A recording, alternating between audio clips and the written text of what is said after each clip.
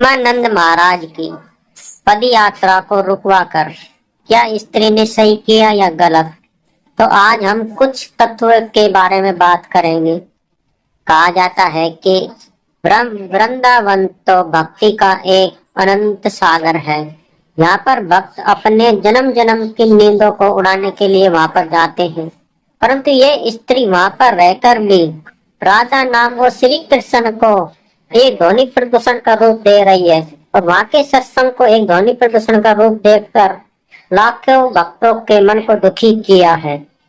कहा जाता है कि स्वयं भगवान भी कहते हैं कि जो मेरा अपमान करता है मैं उसे दंड नहीं देता, परंतु जो मेरे भक्तों का अपमान करता है मैं उसे कभी माफ नहीं करता।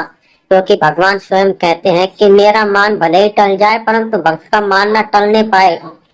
परंतु कुछ ऐसे तत्व भी होते हैं जिन्हें राधा रानी और उनसे संबंधित उनके भक्तों का बहुत ही विरोध लगता है, परंतु ये लोग वृंदावन में रहने के योग्य बिल्कुल नहीं है। क्योंकि ऐसे लोग जो सुख की नींद वृंदावन में रहकर भी सुख की नींद की आशा करते हैं, भला उन्हें इस वृंदावन को छोड़कर किसी शमशान में जाना चाहिए, क्योंकि शमशान में जाकर उन्हें एक असीम शांति की अनुभूति भी होगी और वहां पर शोर शराबा भी बिल्कुल नहीं होगा। परंतु वृंदावन तो जहाँ पर एक ऐसा स्थान है जहाँ पर मनुष्य चाहता है कि मेरे कानों में सदा राधा रानी श्री कृष्ण के कीर्तन ही गूंजते रहे, चाहे मैं सोता रहूं जागता रहूं, परंतु सिर्फ राधा रानी का नाम ही मेरे कानों में गूंजे। परंतु इस स्त्री को और अन्य लोगों को राधा रानी और वहाँ के भक्तों की गूंज एक ध्वनि प्रदूषण के समान लग रही है। वे कहते हैं कि इससे हमारी बीमारी हो जाएगी, हमें नींद नहीं आएगी, हाई प्रेशर हो जाएगा। परंतु उन्होंने यह अपमान कर अपने जीवन में घोर संकट को निमंत्रण दिया है। शायद प्रेमानंद जी महाराज उन्हें माफ भी कर दे, परंतु लाखों भक्तों के मन में इन्होंने बहुत ही दुख प्रकट किया है। कहा जाता है कि इन्होंने लाखों भक्तों के मन को दुखी किया है, और इन भक्तों को दुखी देखकर तो भगवान भी सुखी नहीं रह सकते। इसलिए आज से आप जान लेना कि जो स्त्री इस प्रेमानंद जी महाराज का अपमान कर रही है वह कभी भी सुख की नींद नहीं सो पाएगी, ना ही उसे कभी।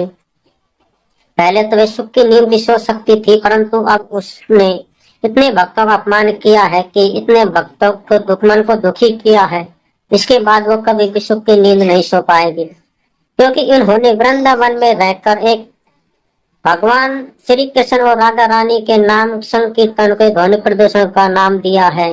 वैसे तो उनके जीवन में बहुत सी अशांतियां हैं, वे उन्हें ध्वनि प्रदूषण नहीं कहते, परंतु भगवान के नाम को ये ध्वनि प्रदूषण कहकर लाखों भक्तों के मन को दुखी किया है।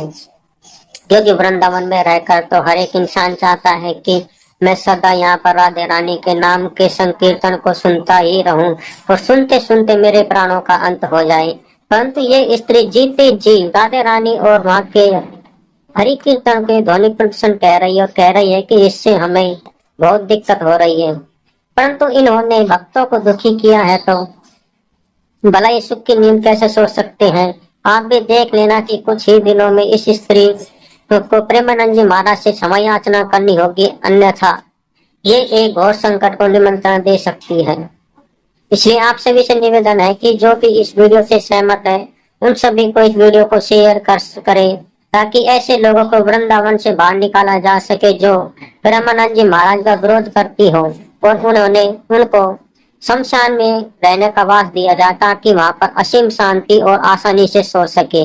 ऐसे लोगों के लिए शमशान एक सबसे उचित स्थान है जहाँ पर कोई ध्वनि प्रदूषण नहीं होता है, और जहाँ पर कोई जाता भी नहीं है। ऐसे लोगों को शमशान पे ही स्थान देना चाहिए, और वहां पर ही ऐसे लोगों घर बनाना चाहिए।